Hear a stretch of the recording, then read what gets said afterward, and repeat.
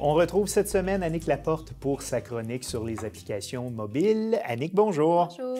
Alors, nos téléspectateurs ont certainement beaucoup entendu parler dans les derniers jours, les dernières semaines de Uber, donc cette application qui permet à des chauffeurs sans permis d'offrir en quelque sorte des services de taxi à la population. Il y a par contre d'autres applications qui existent en matière de transport pour nous faciliter la vie, dont entre autres une compagnie de taxi qui s'appelle Théo Taxi qui offre son application mobile. Oui. En fait, c'est tout récent. Théo Taxi, de l'homme d'affaires Alexandre Taillefer, c'est son projet. C'est en rodage... Bien connu pour l'émission dans l'œil du dragon, entre autres. Exactement.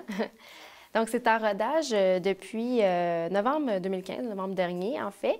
C'était réservé seulement à quelques utilisateurs pour tester le service et l'application. Mais depuis la semaine dernière, tous les utilisateurs de téléphones intelligents peuvent télécharger l'application, que ce soit sur l'App Store ou Google Play. Donc, disponible à la fois pour les iPhones et pour les Android.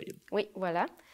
Donc, Théo pour transport écologique optimisé. Voilà. Mais aussi pour, parce que bon, Alexandre Taillefer a racheté Taxi Hochelaga, donc il y a quelques mois, Théo Taxi Hochelaga, c'est aussi un peu ça. Oui. Mais en théorie, c'est pour transport écologique optimisé. Voilà. Okay. Donc, il se positionne comme étant le taxi réinventé, donc branché, urbain, éco-responsable, particulièrement puisque toutes les voitures sont électriques. Okay. Donc, il y a 3 modèles en utilisation en ce moment. C'est la Kia Soul, la Nissan Leaf et la Tesla. Tesla qui est pas donnée, comme on dit. C'est une voiture très dispendieuse. Oui.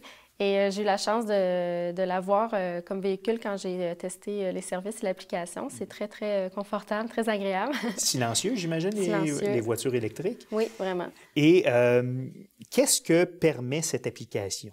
L'application est vraiment similaire à d'autres services de taxi, par exemple. Il suffit simplement de se créer un compte là, avec les informations de base. Une fois que c'est fait, ça nous géolocalise, puis on peut commander un taxi. Pendant qu'on attend, comme la plupart des autres applications de ce genre-là, on voit le taxi qui s'en vient sur l'écran. On peut voir aussi le nombre de minutes avant qu'il arrive, une photo du conducteur, aussi le modèle du véhicule qui s'en vient. Puis...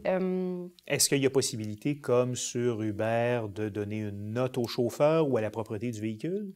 Oui, on peut donner une note d'ensemble, donc pour notre expérience client, autant pour le service qu'on a reçu avec le chauffeur que la propreté.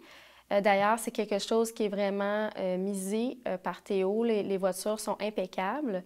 Aussi, on peut paramétrer des pourboires en pourcentage. Par défaut, c'est déjà programmé à 15 %, ce qui est très bien parce qu'ils veulent offrir aussi une très bonne expérience de travail à leurs chauffeurs. Donc déjà, que ça soit automatisé, ça leur garantit en général un pourboire. Et particularité de Théo, c'est que les chauffeurs sont des chauffeurs salariés payés à l'heure et non à la course. Tout à fait. Donc, ce qui est une petite révolution dans le monde du travail là, du taxi. Donc, il y a possibilité donc de paramétrer un pourboire. Est-ce qu'il y a possibilité de payer directement avec son téléphone? En fait, c'est déjà... c'est automatique, oui, avec la carte de crédit qui est liée à notre compte. Donc, on n'a aucune manœuvre à faire pour la transaction. Ça se fait aussitôt que la course est terminée. Puis ensuite, là, justement, il y a le pop-up pour l'évaluation. Ah, d'accord. Et donc, vous avez expérimenté le service de Théo. Qu'est-ce que vous en avez pensé? Bien, c'est vraiment...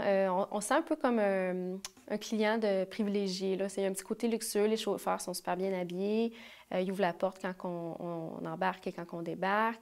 Dans les véhicules, c'est vraiment très classe aussi, très propre, comme je soulignais tantôt. Il y a le Wi-Fi gratuit, il y a des chargeurs aussi pour les appareils mobiles si on veut charger sur place. Plus spécifiquement pour l'application mobile, qu'est-ce que vous en avez pensé? Bien, l'application, comme je disais tantôt, est vraiment très simple d'utilisation, mais elle est très similaire à d'autres, donc c'est pas là nécessairement qui est la différence, c'est plus dans la qualité du service qu'avec l'application. Mais l'application, elle est fonctionnelle et fait ce à quoi on s'attendrait d'une application de ce genre. Par contre, pour l'instant, vu que c'est encore en rodage, le périmètre dans lequel on peut voyager, c'est entre Papineau et Atwater pour l'axe est-ouest et de la commune et Jean Talon pour l'axe sud-nord. Voilà. Donc ça limite quand même les déplacements à cette clientèle-là, plus du centre de l'île de Montréal. Il y a aussi d'autres applications, d'autres entreprises qui sont disponibles, que ce soit entre autres Taxi Diamond, qui a une application. Peut-être que vous nous en parlerez lors d'une prochaine chronique. On va passer à votre seconde application d'aujourd'hui. Transit, donc, qui est un facilitateur de déplacement. Qu'est-ce que c'est exactement? Bien, en fait, c'est que ça nous propose le meilleur moyen de se déplacer en ville, que ce soit en vélo, en métro, en autobus, en train de banlieue, en Uber, mais aussi en voiture de copartage comme Communauto et Car2Go. Donc, il y a plein d'options vraiment et dépendamment de l'endroit qu'on se trouve, du moment de la journée, ça va nous proposer le trajet le plus rapide et le plus efficace parmi toutes ces possibilités-là. Parmi tout ce que les gens du milieu du transport collectif appellent le cocktail transport. Ouais. Particularité de cette application-là, c'est une application développée au Québec, à Montréal. Oui, exactement. C'est une petite start-up de Montréal. Ça a été lancé en 2012, d'abord seulement dans 3 villes au Canada, donc Montréal, Québec et Toronto. Mais maintenant, c'est rendu 165 régions métropolitaines, 125, sur plusieurs continents, donc en Amérique du Nord, en Europe, en Océanie et même en Afrique. Ah, d'accord. C'est un bon succès. Oui, tout à fait. Donc, application qui est disponible à la fois sur Android et sur iPhone. Oui, dans les deux. D'accord. Qu'est-ce que nous propose l'application? Comment vous avez trouvé l'expérience? Bien, ce qui est vraiment bien, c'est qu'au lieu d'aller chercher l'information sur différentes applications, c'est tout sur la même application. Donc, on a peu de manipulation à faire aussi. C'est vraiment très visuel, la façon que c'est présenté l'information, très simple à comprendre, très simple à utiliser. On peut configurer des alertes pour savoir si notre autobus arrive bientôt, si il y a des interruptions de service également, si on va être informé de tout ça. Donc, c'est très pratique. Donc, ça permet d'avoir des alertes. Est-ce qu'il y a quelques points faibles?